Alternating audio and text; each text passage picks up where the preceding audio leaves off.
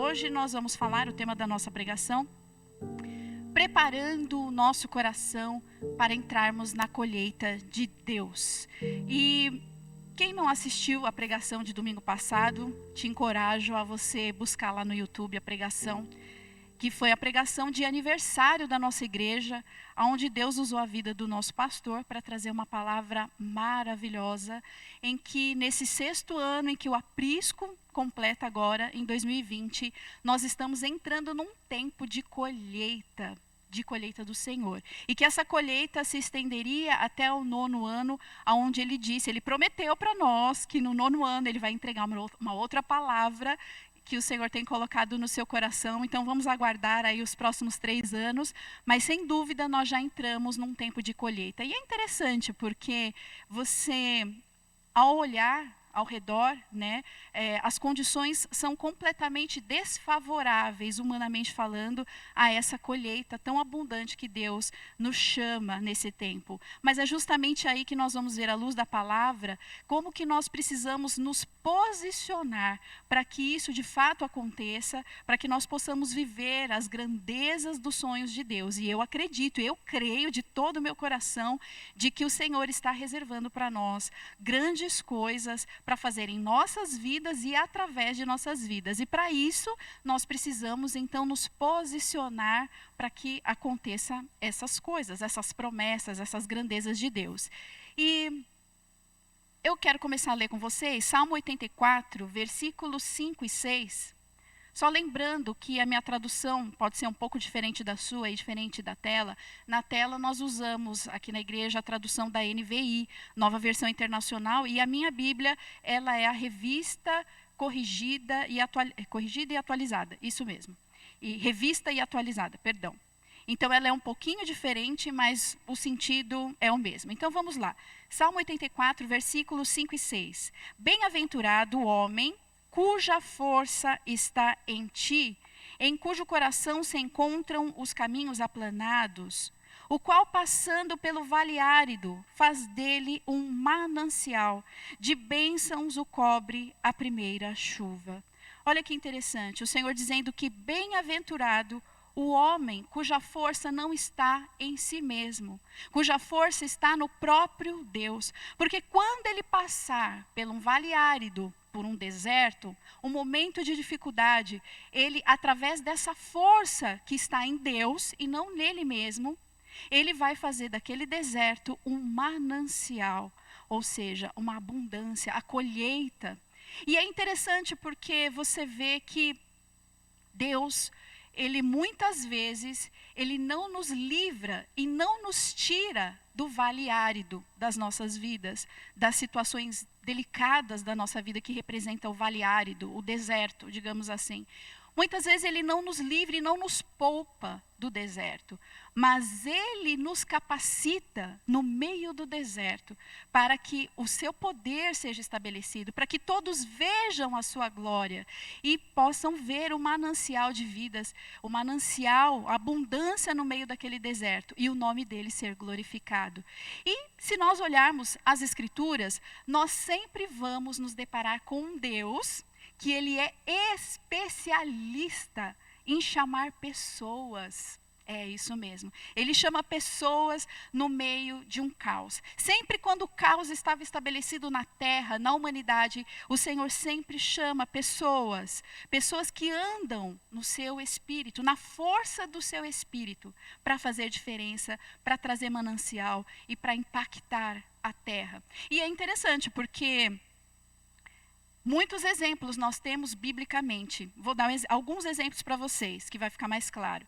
Moisés, por exemplo, na terra ali do Egito, o povo ali debaixo da escravidão, da servidão de Faraó, e o povo de Deus gemendo e clamando ao Senhor para que os livrasse daquela situação tão extrema. E Deus, no meio desse caos, ele chama Moisés, ele levanta Moisés para fazer diferença, demonstrando todas as suas maravilhas no meio do Egito e fazendo manancial, fazendo o povo dele herdar uma terra abençoada. E assim tantos outros exemplos, profetas que profetizaram no meio do caos. Enfim, Deus é especialista em fazer isso. E se você fizer um paralelo com os dias de hoje, vamos olhar os dias de hoje de pandemia. Será que nós não estamos vivendo tempos áridos, difíceis, de deserto?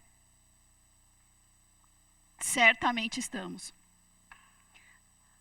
Deserto na economia, estamos vivendo dias de caos, dia caótico no meio da crise econômica, crise política, crise sanitária, saúde, famílias perdendo seus entes queridos, economias, empresas se fechando. Nós estamos vivendo em dias muito difíceis.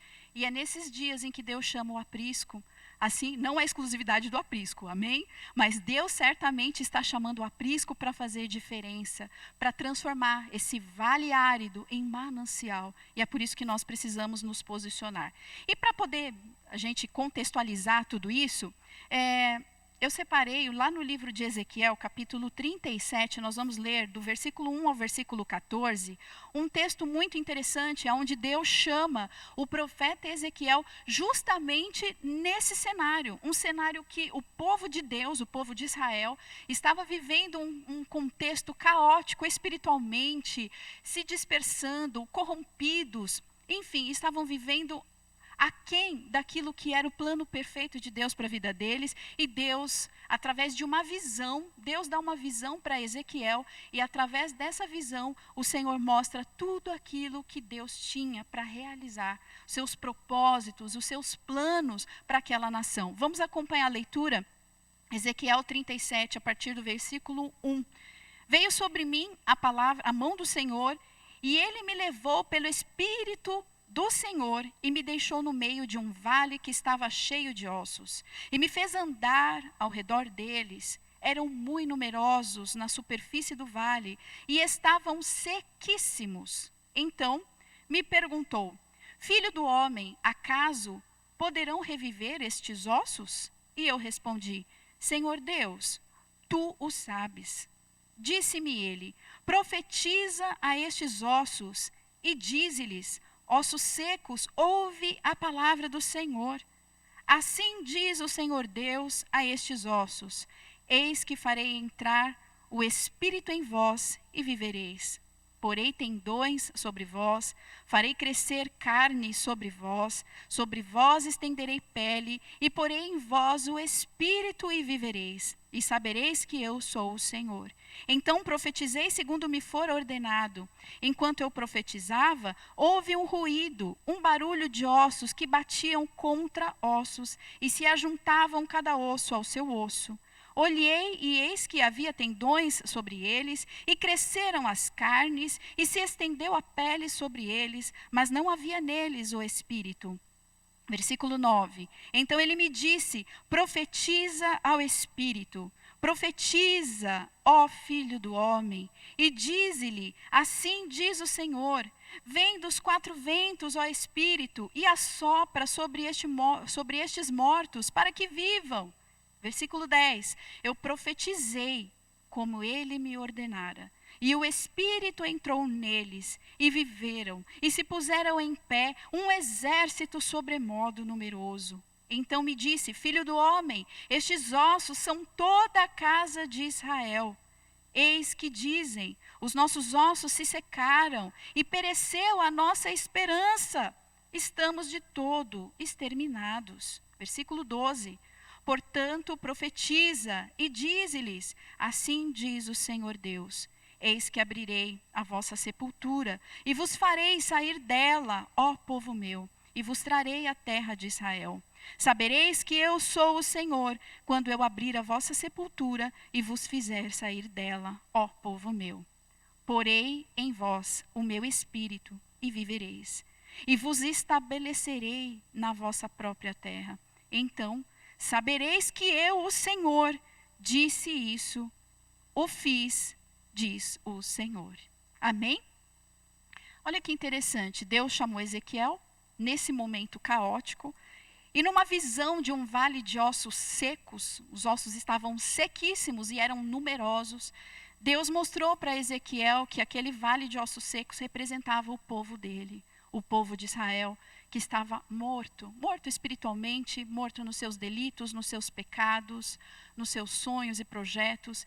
E Deus, então, nessa visão, mostra para Ezequiel, chama Ezequiel qual é a vontade dele, para que Ezequiel fosse boca de Deus, para que Ezequiel, através da sua profecia, fizesse trazer esperança novamente ao povo de Deus, trouxesse vida, fizesse aquele vale árido se transformar em manancial de vida. E alguns pontos são importantes dentro desse texto, que nos chama bastante atenção, a fim de que nós possamos aprender. Algumas posturas que Ezequiel teve diante dessa visão, nos fará compreender a nossa postura que deve ser diante de Deus, para que nós possamos viver todos os sonhos do Senhor, para que a nossa colheita seja de fato abundante nesse tempo tão caótico como naquele tempo de Ezequiel. Então, o primeiro ponto que eu gostaria de chamar a atenção, lá no verso 3, diz assim: então me perguntou, filho do homem, acaso poderão reviver esses ossos? E eu respondi, Senhor Deus, tu o sabes. Então, quando Ezequiel, ele responde para Deus, Deus, o Senhor sabe, é o Senhor que sabe se o Senhor pode reviver ou não esses ossos. Ali demonstra Ezequiel demonstra uma submissão, uma completa submissão à soberania de Deus. Ele não disse, Deus, o Senhor pode fazer, o Senhor vai fazer porque eu creio nisso. Não. Ele disse, o Senhor é quem sabe. E a soberania, quando nós nos posicionamos, irmãos, diante da soberania de Deus, é o primeiro passo, é a primeira postura espiritual que o cristão precisa ter, para que ele possa se colocar na condição de receber a colheita. Muitas vezes, às vezes até ingenuamente, nós, quando fazemos orações a Deus, em nossas orações, muitas vezes a gente fala, Senhor, faça isso, Senhor, faça aquilo, move ali, transforma ali. E muitas vezes, nós nem sabemos se de fato aquilo é da vontade de Deus. E nós precisamos ter essa postura de compreender a soberania do Senhor. Por exemplo, eu não sei se você já passou por uma situação de perda na sua vida. A perda de um familiar, de um ente querido, de uma empresa, a perda de um casamento, a perda de alguma situação que para você realmente era algo muito valoroso. E eu já vi isso em muitas vezes e confesso para vocês que isso entristeceu muito o meu coração. De ver algumas posturas de revolta, pessoas que se revoltam contra Deus, porque simplesmente o Senhor tomou, o Senhor tirou aquilo que ela tanto amava, aquilo que ela tanto valorizava.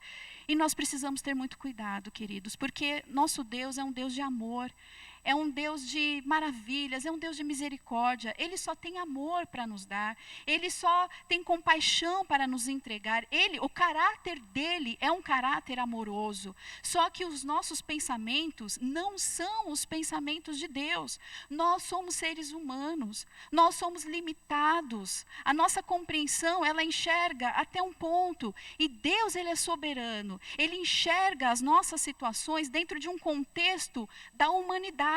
E que muitas vezes nós não enxergamos como um livramento de Deus. Às vezes a perda de um negócio, um fechamento, às vezes a perda de um familiar. Você fala, como que isso pode estar, pastora, dentro de um contexto de Deus? Bom, se nós tivermos a compreensão de que nem a nossa vida nos pertence, mas Deus, pela sua misericórdia e pelo seu amor, Ele nos deu um fôlego de vida, Ele nos deu vida, é um presente que Ele nos dá, pela graça dEle, pelo amor dEle. Quando nós temos essa postura de reconhecer a soberania, que tudo pertence a Ele, até a nossa vida, então como Jó, nós falamos, Senhor, o Senhor me deu a vida, o Senhor tira a vida, porque a vida pertence ao Senhor. E quando nós temos essa postura de reconhecer essa soberania exclusiva de Deus, nós podemos ficar tristes. Sim, de fato, somos seres humanos. Mas reconhecemos que a vida pertence a Ele. Reconhecemos que Ele tem o poder. Ele sabe todas as coisas. E essa foi a postura de Ezequiel. A primeira postura importante para que nós possamos entrar nesse tempo de colheita. Soberania de Deus. Nesse tempo de pandemia, às vezes a gente percebe muitas pessoas se perguntando, mas por que está acontecendo isso? Tantas pessoas estão morrendo. Cadê Deus? Será que Deus não está vendo? Por que será? É por causa disso? É por causa daquilo? E muitas vezes o ser humano quer encontrar respostas onde muitas vezes não cabe ao ser humano encontrá-las, mas confiar na soberania de Deus. Não importam os motivos. Às vezes a gente pode até acreditar que algumas coisas estejam acontecendo de fato, que Deus está permitindo nesse tempo, mas Ele é soberano. Ele sabe exatamente o porquê das situações. Agora, o que nós precisamos é descansar e confiar na soberania de Deus, porque o amor dele não muda, ele não vacila, ele não é invariável, ele é um Deus de amor e nós podemos confiar nessa soberania dele, que é permeada pelo amor. Amém? Então esse é o primeiro ponto. E o segundo ponto, lá no verso 4, muito importante também, quando ele disse-me Deus, profetiza a estes ossos e diz-lhes, ossos secos, ouve a palavra do Senhor. Deus deu uma ordem, profetiza, Ezequiel, sobre esses ossos. Fale, declare. E aqui, gente, é muito importante porque é uma fé que foi gerada no coração de Ezequiel, uma fé fundamentada. E aqui eu preciso fazer um adendo, né, um alerta, com muito carinho, né, que eu digo isso, que existem muitos cristãos, muitas filhas, muitos filhos de Deus, que são sinceros para com Deus, que amam ao Senhor, mas que têm sofrido muitas vezes, porque não têm o entendimento de uma fé fundamentada. Né? Muitas vezes nós vemos uma fé permeada pela imaturidade, e eu preciso tocar nesse ponto para que a gente possa crescer na nossa fé. Muitas vezes há digamos, uma confusão, né? Em que as pessoas acreditam que um desejo do coração é a mesma coisa que uma vontade de Deus. E já vi muitos cristãos falando que Deus realiza desejos do coração. Sim, é verdade. Deus realiza desejos do coração, desde que esses desejos estejam dentro dos planos, da vontade e do projeto de Deus. Se você pegar, por exemplo, lá no livro de Tiago, o Senhor fala muito claramente que tudo aquilo que pedíssemos em oração segundo a sua vontade, Ele nos concederia. Então, o desejo do coração, você pode ter um desejo no seu coração, é lícito, é nobre. Nós somos seres humanos e temos sonhos, temos projetos, mas muitas vezes esses sonhos podem estar alinhados ao propósito de Deus e Deus vai realizar o desejo do seu coração. Alguns desejos, alguns sonhos e alguns projetos não fazem parte do plano de Deus e Deus não vai realizar. Agora, uma coisa é você fundamentar a sua fé num desejo do seu coração. E outra coisa é você fundamentar a sua fé numa palavra liberada de Deus. É uma coisa completamente diferente. E aqui é nesse ponto que eu quero chamar a tua atenção e a minha atenção.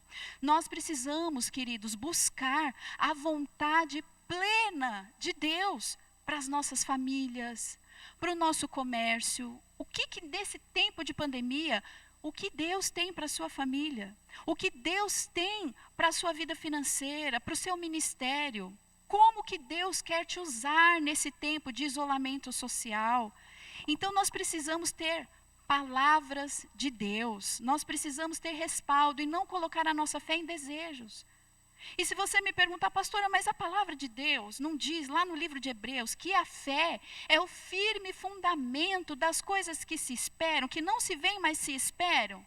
Sim, é verdade. Mas aí, meu querido irmão e minha querida irmã, eu te pergunto, o que esperar? Se a fé é o firme fundamento das coisas que se esperam, não está falando na Bíblia que está falando de desejos do coração, que se esperam os desejos, mas sim aquilo que nós esperamos em Deus, a palavra liberada sobre as nossas vidas. E quando Deus libera uma palavra, nós podemos esperar e pode acontecer o que for, pode passar os céus, a terra, pode passar anos, o mundo pode cair na cabeça, as coisas podem ficar travadas, as impossibilidades podem ser inúmeras, mas se o Senhor te deu uma palavra, se Ele falou a vontade dEle para a tua vida, querido, o mundo inteiro pode estar contra aquela verdade, mas ela vai se cumprir, porque ela tem um respaldo na vontade de Deus. E é isso que nós precisamos. Nós precisamos buscar a palavra de Deus, a vontade de Deus para esse tempo, para as nossas vidas. Qual é a palavra que você tem nesse tempo para a sua família? Algumas vezes, antes dessa pandemia, às vezes você poderia olhar no seu relacionamento familiar e você até percebia que tinha alguns problemas, algumas situações que não estavam muito ali bacanas, favoráveis, digamos assim. Mas no dia a dia, na correria, cada um trabalhando para um canto, os filhos indo para a escola, muitas dessas questões ficaram ali camufladas. E a gente, no famoso empurrar com a barriga, fomos levando. Só que agora, nesse momento de distanciamento social, onde as pessoas estão mais próximas, dentro de casa, elas precisam estar ali na convivência familiar, o Senhor pode estar querendo trabalhar nessas questões. Você já se perguntou? Qual é a palavra que Deus tem para esse tempo, para a sua família? Será que Deus quer que você continue fugindo dos problemas familiares? Ou será que Deus quer que você busque uma palavra que venha do coração dEle, para você se posicionar em fé, uma fé fundamentada, e aí sim, você buscar de Deus aquela promessa até que ela se cumpra? Qual é a palavra? Você já buscou?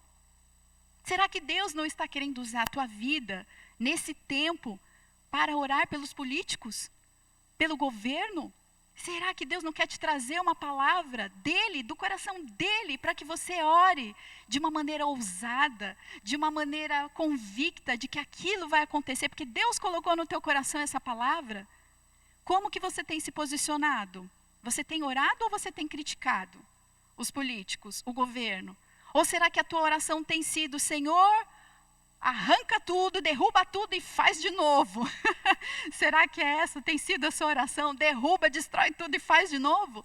Até que, vou falar abertamente para vocês, às vezes dá vontade de orar assim. Brincadeiras à parte, nós não podemos orar assim. Nós temos que ter uma palavra de Deus nos nossos corações para orarmos de acordo com a vontade dEle. Deus quer usar a tua boca, querido irmão e querida irmã. Deus quer usar o teu coração para gerar coisas para Ele nesse tempo. E aqui nós estamos nos reunindo todas as noites, no Skype, às 20 horas, orando pela nação, orando pelos políticos, orando pelas finanças, pelas pessoas que foram infectadas por esse vírus. E Deus está te chamando, Deus está nos chamando para fundamentar a nossa fé. E eu já vi, queridos, muitos exemplos, muitas pessoas sofrendo por não ter essa fé fundamentada. Já vi isso muito tristemente. Por exemplo, situações que eu vou dizer para vocês, o pastor costuma falar, é um nervo exposto, mas é bom porque isso vai nos gerar reflexões. Por exemplo, a pessoa está lá no hospital, ainda mais agora nesse tempo, é bem comum disso acontecer.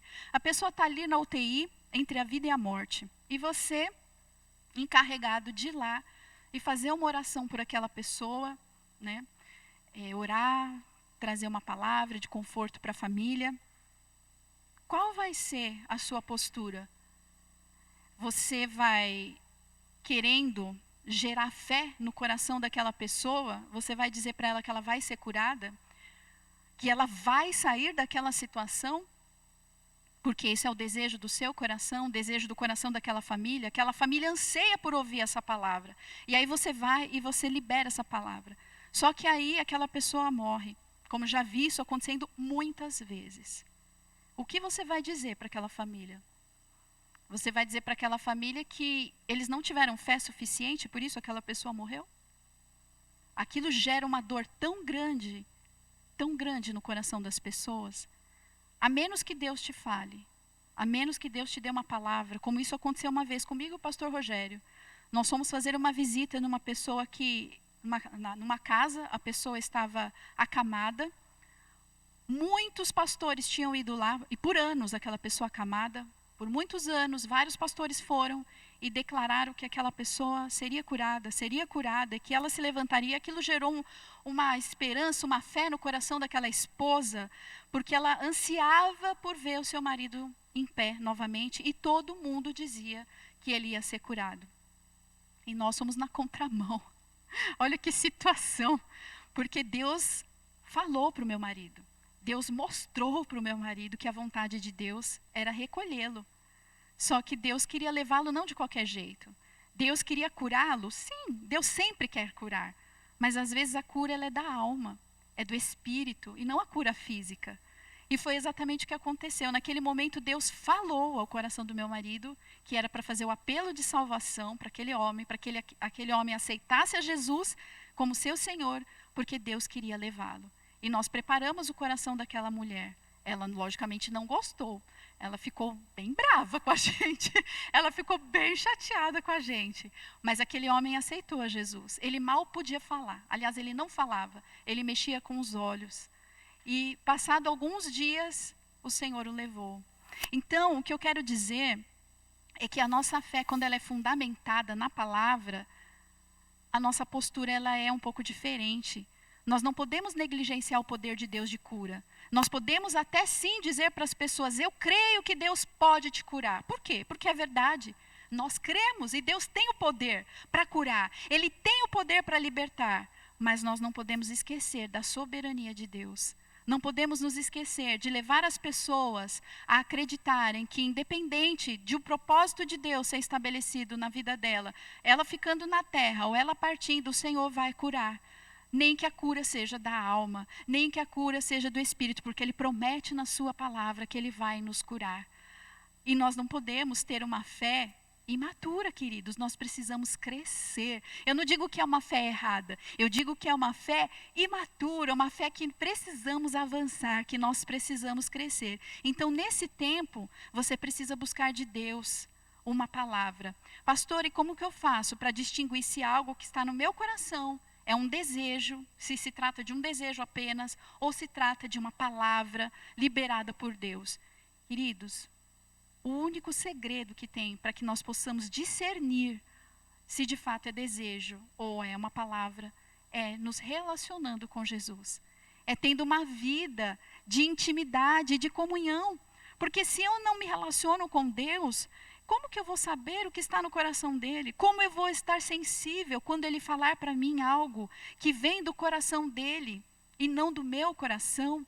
Então, nós precisamos ter esse relacionamento diário com o Senhor. Ele tem que ser o nosso Pai, Ele tem que ser o nosso amigo, Ele tem que ser o nosso conselheiro, o nosso confidente, o nosso libertador. Ele é o teu melhor amigo, Ele é o meu melhor amigo, Ele é Pai, Ele é amigo, Ele é tudo. E quando Ele de fato é isso na nossa vida, Ele não vai nos deixar confundidos, Ele vai trazer o discernimento ao nosso coração. E nós podemos abrir o nosso coração, não é maravilhoso? Dizer a Ele os nossos sentimentos. Diga a Ele os seus sentimentos, de repente, de frustração, os seus sonhos que foram frustrados, a tua preocupação, o teu medo. Falamos isso há dias atrás, sobre o medo, que é um sentimento. Ele quer ouvir você falar para Ele. E isso você não está, de modo algum, ferindo a soberania de Deus. Muitas pessoas têm receio de falar, eu não posso falar que eu estou chateado com Deus. Eu não posso falar que eu estou frustrado, porque isso é pecado. E isso não demonstra temor. Queridos, você fique à vontade se você se relacionar com Deus dessa maneira. É um direito seu. Mas eu vou falar que é tão libertador quando você vê Deus como um pai, que você o respeita, que você enxerga a soberania dele, mas que ele é teu amigo, que ele é teu confidente, que você pode abrir o seu coração e dizer para ele, inclusive, às vezes que você ficou chateada com ele. E que você pede misericórdia e perdão, mas que é assim que você se sente, e ele vai te trazer cura, porque ele é amor, ele não está para te condenar. Ele é um pai de amor e misericórdia, que quer curar o teu coração e mostrar um caminho de santidade, um caminho de fortalecimento do teu coração e da tua fé. E você pode tê-lo como pai a qualquer hora do dia. Olha que coisa maravilhosa, é lindo demais. Vamos avançando, porque o tempo também avança. Lá no verso 7, um outro ponto, o terceiro ponto importante. Ezequiel diz assim, versículo 7. Então eu profetizei, segundo me fora ordenado. Enquanto eu profetizava, houve ruído, barulho e ok. Mas olha que interessante. eu profetizei segundo o que Deus me ordenou. Terceiro ponto é obediência. Obediência a Deus. Gente, esse é um ponto tão importante. Como que nós nos posicionamos diante de Deus? Quando vem uma palavra ao teu coração, qual é a tua postura? Você tem um coração ensinável? Você questiona aquela palavra? Ah, não é bem assim. Ah, essa palavra eu não concordo muito bem com ela. Qual é a tua postura? Teu coração é ensinável? Ou será que você olha para o lado, não hoje, né, nos dias de hoje, mas você tem o hábito de olhar para o lado e falar, essa palavra é para o irmão. Irmão, essa palavra é para você. Como é a tua postura? Às vezes eu dou risada, porque tem alguns irmãos que falam assim, nossa, pastora, o irmão fulano de tal deveria estar aqui hoje para ouvir essa palavra. Essa palavra é todinha para ele. E eu morro de rir, porque a primeira coisa que eu pergunto é, mas será que essa palavra era para o irmão mesmo? Porque se essa palavra fosse para ele, ele estaria aqui ouvindo essa palavra. Será que essa palavra não foi para mim e não foi para você? Porque nós estivemos aqui ouvindo ela? Ai, pastora, não sei, a palavra é todinha para o irmão. Então nós precisamos entender, queridos, que uma vez que Deus libera uma palavra sobre nós, Ele espera de nós um posicionamento. Ezequiel prontamente obedeceu ao Senhor. A palavra veio, Deus falou, Ezequiel, profetiza sobre esse vale de ossos secos. E ele obedeceu. Eu profetizei segundo me for ordenado. Deus falou e eu fiz. Eu obedeci. E se você olhar a parábola, por exemplo, da semeadura, lá em Mateus 13, 23, diz que aquele que foi semeado em boa terra, ele vai dar o seu fruto, ele vai ter colheita e abundante, porque no versículo 23 fala que é a 100, a 60 e a 30 por 1, ou seja, é uma colheita abundante. E eu te pergunto, novamente, como está o seu coração? Existe obediência no seu coração? Ou será que de repente você tem questionado a Deus de tantas coisas que você não compreende, que você não concorda, que você discorda, que você não é bem assim, não é assim? Muitas vezes, queridos, a gente precisa reconhecer no nosso coração que às vezes nos falta humildade. Humildade de reconhecer que nós não somos detentores da verdade. Nem sempre aquilo que nós acreditamos que é o certo, às vezes aos olhos de Deus não é. E nós precisamos entrar na obediência. Eu não estou falando uma obediência cega, uma obediência obstinada, como muitos a gente vê por aí, de líderes que são tão autoritários, uma liderança autoritária que você tem que falar amém para tudo, e você tem que sem questionar, não é isso, não é disso que eu estou dizendo. Fora esse contexto, eu estou dizendo um contexto onde você tem, primeiro, uma igreja que você está debaixo de uma liderança que vive aquilo que ministra, que está debaixo de uma autoridade sadia, começa por aí. O teu relacionamento com Deus tem que estar debaixo também de uma autoridade sadia, e você não ver Deus, não pode enxergar Deus como autoritário, como alguém que se você não fizer as coisas certas, ele vai te levar para o inferno. Não é disso que eu estou dizendo dizendo uma obediência em amor. Porque a obediência em amor, ela liberta, ela é segurança para a tua própria vida. Obediência debaixo da vontade de Deus, ela vai garantir uma colheita saudável, vai garantir que mesmo que você não compreenda, mesmo que você não concorde, mas se é o que Deus está pedindo para você fazer, faça, porque o Senhor vai garantir a colheita e vai te abençoar no meio dela. E o último ponto para a gente encerrar, lá no dos versos 11 ao 14, olha que tremendo, gente, tremendo. Eu fiquei impactada quando eu li isso. Meu Deus do céu, é coisa linda de Deus. Então, versículo 11, me disse, filho do homem, estes ossos são toda a casa de Israel. Eis que dizem, os nossos ossos se secaram e pereceu a nossa esperança. Estamos de todo exterminados. Ou seja, resumindo, estamos todos mortos. Versículo 12, portanto, profetiza e dize-lhes, assim diz o Senhor Deus, eis que abrirei a vossa sepultura e vos farei sair dela, ó povo meu, e vos trarei a terra de Israel. Sabereis que eu sou o Senhor, quando eu abrir a vossa sepultura e vos fizer sair dela, ó povo meu. Porém em vós o meu espírito, e vivereis, e vos estabelecerei na vossa própria terra. Então sabereis que eu, o Senhor, disse isto e o fiz, diz o Senhor. Aqui, nesses versículos, mostram a restauração completa de Deus, de uma nação, através de um homem que ouviu, que reconheceu a soberania de Deus, que tinha uma fé fundamentada na palavra, uma pessoa obediente ao Senhor, que se posicionou, e o Senhor então restaurou toda a nação de Israel, fazendo aquele vale de ossos sequíssimos que estavam mortos na visão de Ezequiel, ganharem vida, ganharem esperança novamente. Essa é a colheita de Deus para aquele tempo e para nossas vidas hoje. Quando nós nos posicionarmos, quando nós estamos tendo essa palavra justamente para alinharmos o nosso coração e entrarmos nesse tempo de colheita. Agora, o importante também, e isso é bom a gente ressaltar, que muitos de nós já entramos na colheita, algumas situações já estão acontecendo. Eu já entrei no meu tempo de colheita, se der tempo eu vou dar meu testemunho, se não fica para uma outra próxima oportunidade, mas eu entrei nesse tempo de colheita em coisas tremendas que Deus está fazendo na minha vida. Algumas outras áreas da nossa vida, a colheita vai levar um pouquinho mais de tempo, porque o Senhor ainda está restaurando o nosso coração.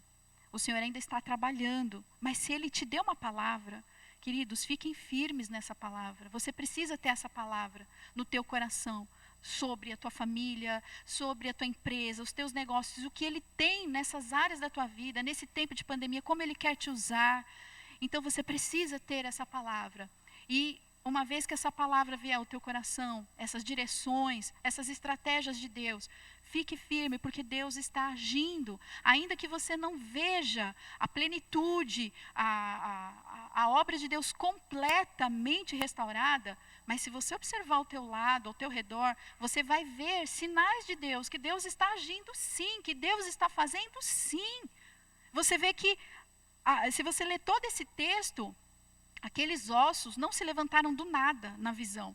Foi vindo aos poucos, os tendões, os ossos foram se juntando aos poucos, as ligaduras foram se unindo. Ou seja, não foi como num passe de mágica e simplesmente levantem, não. E depois que se formou novamente o corpo humano, ainda o Senhor falou, agora profetiza o fôlego de vida. Ou seja, levou um tempo.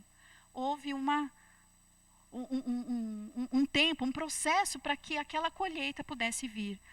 Se você está nesse processo, ou se você já está colhendo, seja qual for o tempo de Deus para a tua vida, para o teu ministério, para as tuas finanças, para os teus sonhos, às vezes Deus pôs um bloqueio ali, Ele não, enfim, fechou-se uma porta, mas não é porque fechou uma porta, é porque ainda não é o tempo certo para a colheita vir. Precisa ser amadurecida ainda a semente. O Senhor está regando a terra. Algumas coisas Ele está fazendo, Ele está mexendo, Ele está trabalhando, para que na hora certa venha a colheita plena sobre essa área da tua vida que é tão importante.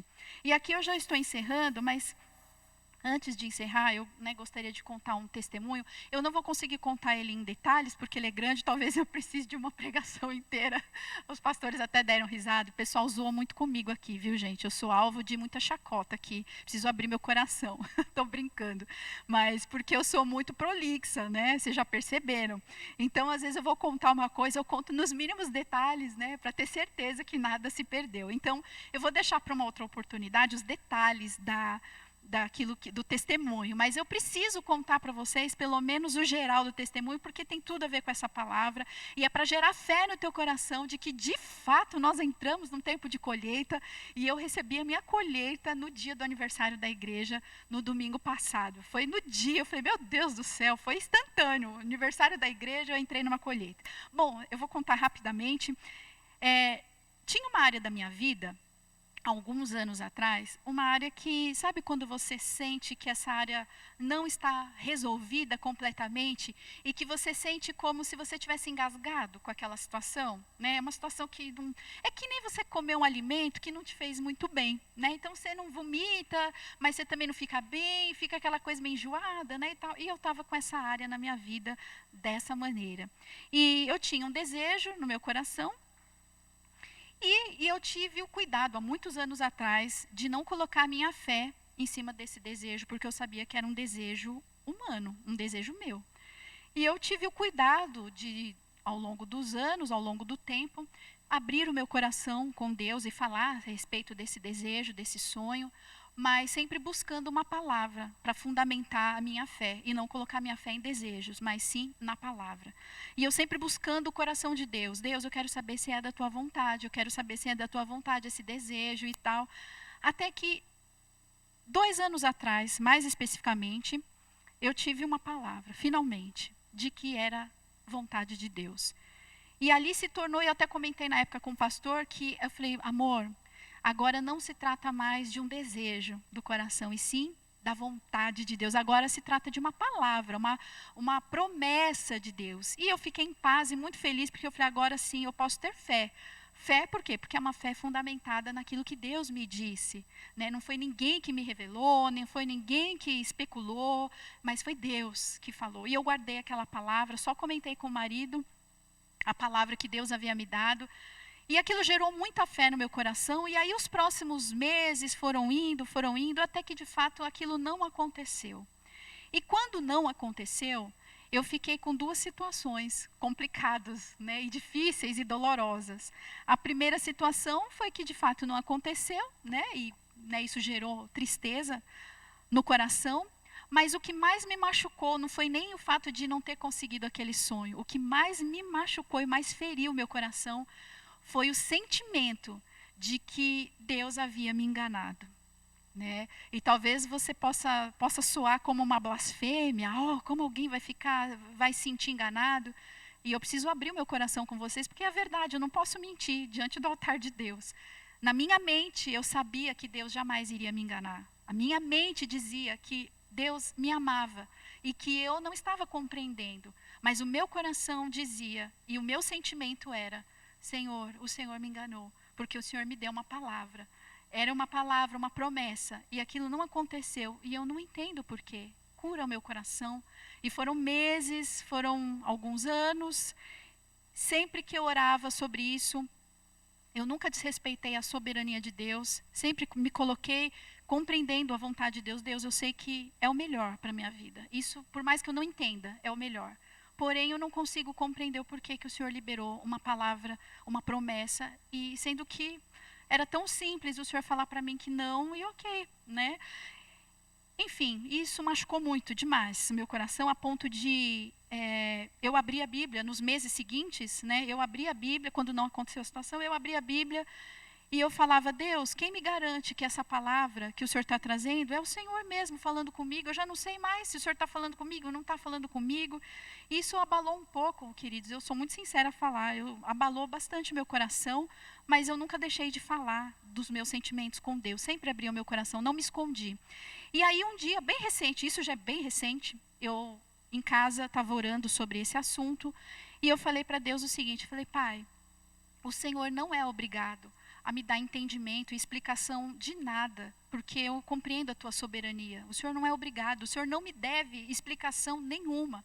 Porém, se o Senhor tiver misericórdia dessa pecadora aqui, se o Senhor tiver misericórdia da minha vida e puder me dar alguma justificativa, uma explicação para que eu possa ter paz no meu coração, para que eu possa ser livre e liberta desse sentimento, eu ficaria muito grata. Mas eu compreendo que, aqui em vida, né? Porque um dia na glória nós vamos entender todas as coisas. Mas aqui em vida, se o Senhor tiver misericórdia e puder trazer, né, a explicação, eu ficaria muito feliz. E assim eu orei poucos meses atrás. E no dia do aniversário da igreja, antes de começar o culto, o Senhor me libertou. O Senhor abriu o meu entendimento e me fez enxergar exatamente como Ele enxergava aquela situação, e Ele começou a trazer tudo à luz. Gente, Eu falo para vocês que foi tão glorioso, foi tão libertador. Eu tremia no meu corpo, eu tremia, que eu não conseguia. Eu falei, Deus, eu preciso descer, porque vai começar o culto. E eu não consigo parar de tremer, porque foi tão glorioso, foi tão grandioso. Resumindo, depois eu vou contar isso para vocês com mais detalhes, porque é muito enriquecedor tudo, né? Todos esses anos, as coisas que vão se encaixando, mas em outras palavras, Deus me disse, filha, eu estive o tempo todo com você. Todas aquelas palavras, e principalmente aquela última que era a minha palavra, era a minha promessa, de fato era uma promessa, eu não te enganei. Era uma promessa, era a minha palavra, só que você estava olhando com uma outra ótica, não com a minha ótica. Por isso você se sentiu enganada, mas eu estive com você, eu falei ao teu coração. Gente, eu me senti tão como uma criança, sabe? Uma criança que ganha um presente, que é livre nos braços do Pai e fala, Jesus, o Senhor não me enganou, o Senhor é lindo, o Senhor é maravilhoso. Eu sabia no meu coração que Deus não tinha me enganado, mas não era uma situação completamente resolvida, eu não me sentia livre. Hoje eu me sinto livre, eu compreendi, eu entrei na colheita do Senhor, hoje faz sentido para mim, hoje faz tudo sentido, e eu vejo o cuidado, eu vejo o amor dele, e que ele esteve comigo em todo esse tempo, eu não estava confundida, eu não me enganei. Porque muitas vezes eu falava, Deus, eu sei que o erro não foi no Senhor. Eu que não compreendi a tua palavra. Eu não sei se eu, de repente, eu não estou sabendo mais ouvir a voz do Senhor. E Deus falou, não, você ouviu o tempo todo. É que você não estava olhando com a minha ótica. E, gente, foi maravilhoso, foi libertador. Eu fiquei tão emocionada, eu fiquei tão feliz, eu me senti tão livre, tão liberta, que eu acho que vocês perceberam que eu estava um pouco emocionada na semana passada. Peço perdão por ter tido aquela crise de choro, mas eu já estava vindo já antes do culto de uma emoção muito grande, foi muito forte isso que aconteceu na minha vida, foi uma libertação que eu precisava, na minha alma e no meu espírito. Então, e tem tudo a ver com isso que nós falamos, né? Primeiro, a submissão à soberania de Deus. Eu não deixei de falar dos meus sentimentos em nenhum momento, não me escondi, não neguei os meus sentimentos para Deus, mas reconhecendo sempre a soberania dele, que ele não era obrigado a me trazer explicações nenhuma, mas se ele tivesse misericórdia, né, eu gostaria muito de, né, que ele pudesse falar. Uma fé fundamentada, por quê? Porque em nenhum momento coloquei a minha fé, nenhum desejo do meu coração, mas uma fé fundamentada na palavra. O Senhor me deu uma palavra, então a minha fé foi gerada em cima dessa verdade bíblica, né? Então isso é muito importante. E você fala, pastor, isso tem fundamento? Tem. Se você pegar vários exemplos, esse de Ezequiel, você pega o exemplo de Maria, que gerou a Jesus. Um anjo foi lá e disse para ela tudo o que iria acontecer. Não foi do nada que ela simplesmente falou, eu vou ficar grávida do Espírito Santo porque eu creio nisso. É um desejo do meu coração. Não, o anjo foi lá e falou, isso vai acontecer. Deus falou para Abraão, ó, você e Sara vão ter um filho e tal. Eles deram, a Sara deu risada porque já eram de idade, não podiam ter filhos. Deus foi lá e deu uma palavra, mandou um anjo e falou, você vai ter. Passaram-se 15 anos. Eles já nem acreditavam mais na palavra. Mas ela se cumpriu. Então você vê que ao longo da história, o Senhor sempre fez coisas maravilhosas, uma vez que Ele libera a palavra. E se você não tem essa palavra, busque de Deus.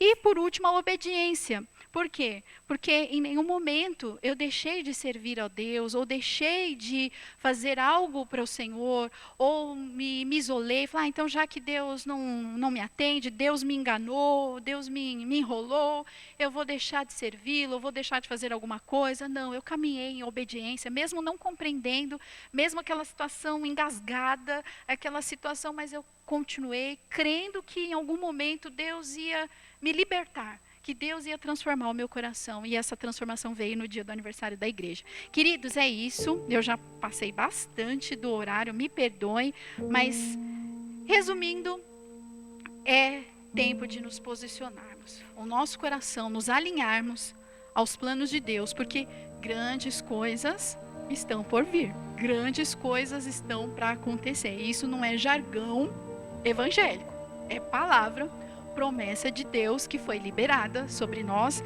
E a meu exemplo, que eu já entrei na minha colheita, estou feliz da vida, mas eu tenho certeza que Deus tem muito mais para nós, para minha vida, para a sua, para a nossa igreja. Então continue se relacionando com Deus, buscando ao Senhor, gerando aquilo que Ele colocar no teu coração. Deus pôs uma palavra, Deus te falou algo. Obedeça em seguida, não espere os outros. Mas ninguém está fazendo. Não, Deus colocou no teu coração, meu querido, essa direção é para você. Busque pela tua família, uma palavra pela tua família, economia do país, ore pelos governantes, ore pela pandemia, pelos enfermos. Deixa Deus te usar, porque o Senhor vai fazer grandes coisas e nós vamos ouvir esses testemunhos. Amém?